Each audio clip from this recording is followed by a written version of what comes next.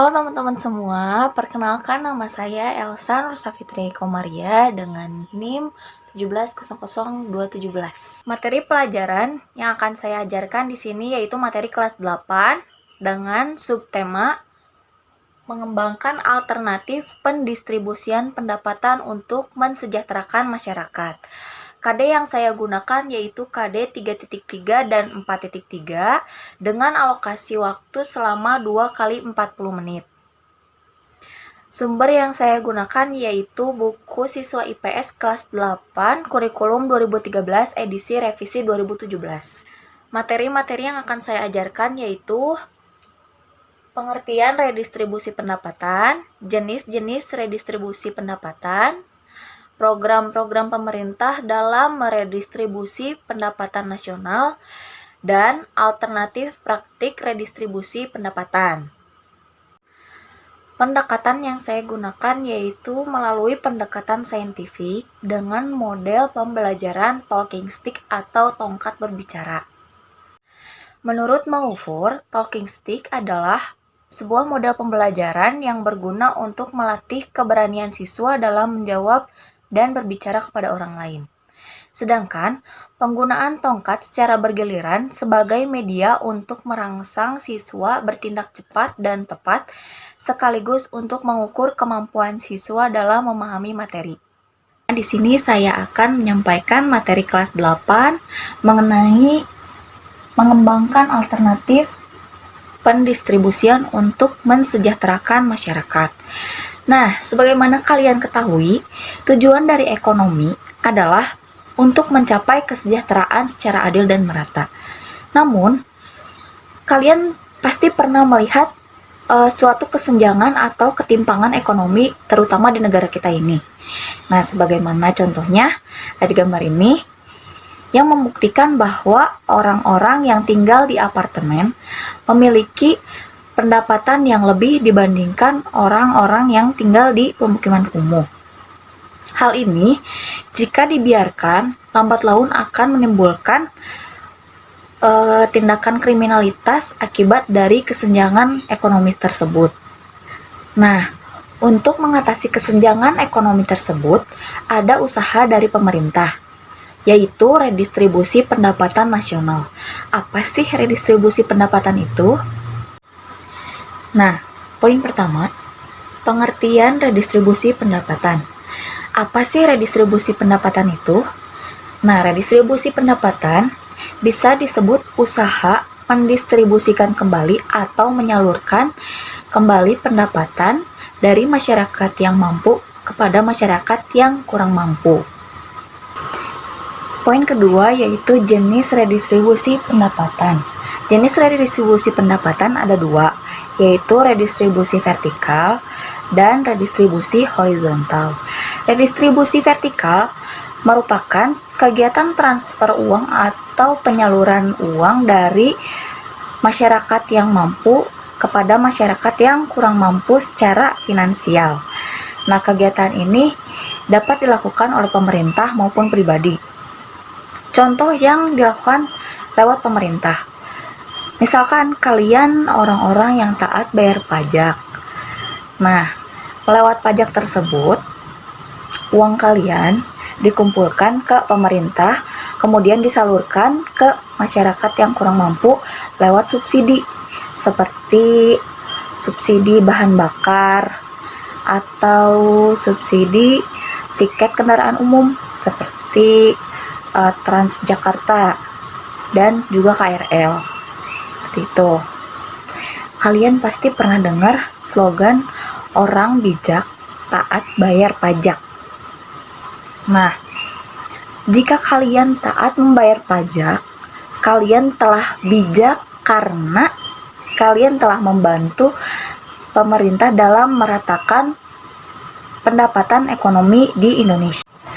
Nah, contoh redistribusi vertikal secara pribadi yaitu jika kalian punya rezeki lebih nih dan kalian ingin membantu saudara kita yang terkena bencana. Nah, kalian bisa menyalurkan uang kalian lewat lembaga kemanusiaan, contohnya Palang Merah Indonesia atau ke rumah zakat. Nah, kalian bisa menyalurkan lewat itu, dan itu bentuk redistribusi vertikal secara pribadi. Jenis yang kedua yaitu redistribusi horizontal. Redistribusi horizontal yaitu kegiatan transfer uang atau penyaluran uang antar kelompok, misalnya dari orang dewasa ke anak-anak. Nah, sebagai contohnya, kalian pasti pernah kan nerima uang dari orang tua kalian. Nah, itu sebagai contoh redistribusi horizontal. Poin selanjutnya yaitu program-program pemerintah dalam meredistribusi pendapatan nasional. Ada beberapa program usaha pemerintah dalam meratakan pendapatan, yaitu program pemberian jaminan akses kebutuhan primer. Nah, dari program ini merupakan langkah awal dari upaya pemerataan pendapatan nasional dengan memenuhi kebutuhan primer masyarakatnya terlebih dahulu, baik dari aspek kebutuhan dasar sandang, pangan, papan, akses kesehatan, serta pendidikan. Contohnya yaitu di antara kita pasti ada yang punya kartu BPJS atau kartu Indonesia Sehat. Ada juga kartu Indonesia Pintar, Askes, BLT, bantuan langsung tunai, BOS, bantuan operasional sekolah, dan lain-lain. Selanjutnya ada pemberian kredit lunak. Pemberian kredit lunak contohnya yaitu adanya program KUR atau kredit usaha rakyat. Nah, KUR ini yaitu program yang memberikan peminjaman modal kepada rakyat yang memiliki usaha agar usaha tersebut bisa berkembang tanpa terbebani bunga yang tinggi. Nah, selanjutnya ada pengembangan industri kecil. Contohnya program PNPM Mandiri Pedesaan yang memiliki tujuan untuk mempercepat pemerataan pendapatan, penanggulangan kemiskinan, dan perluasan kesempatan kerja di daerah pedesaan. Dan yang terakhir yaitu pemerintah konsisten dalam mewujudkan kebijakan penegakan hukum dan keadilan ekonomi.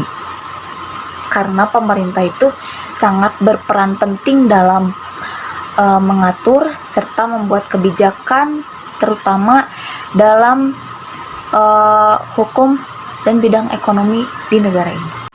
Dan poin terakhir yaitu alternatif praktik redistribusi pendapatan.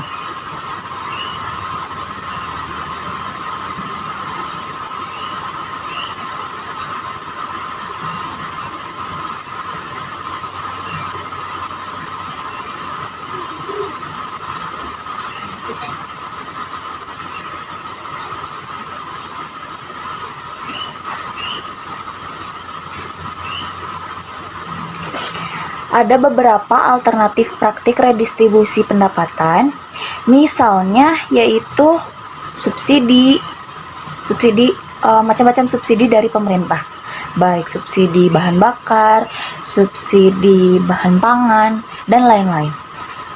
Selanjutnya yaitu pengenaan pajak. Nah, selain subsidi, pengenaan pajak dilakukan pemerintah untuk meratakan pendapatan di Indonesia. Ada banyak pengenaan pajak di negara kita ini, contohnya pengenaan pajak kendaraan seperti pajak kendaraan bermotor, pajak penghasilan, pajak pengenaan barang mewah, dan lain-lain. Nah, metode pembelajaran yang saya ajarkan yaitu menggunakan metode talking stick. Talking stick yaitu suatu permainan berupa estafet tongkat atau stick. Nah, dengan mengestafet tongkat tersebut kepada siswa sambil siswa menyanyikan lagu, nah di mana tongkat terakhir itu berhenti, maka siswa itu harus menjawab pertanyaan yang akan diberikan. Siswa menjawab pertanyaan mengenai materi yang sebelumnya telah diberikan, baik telah dibahas atau telah dicari oleh siswa itu sendiri. Nah, sekian materi dan metode yang telah saya sampaikan. Terima kasih sudah menonton saya. Dadah.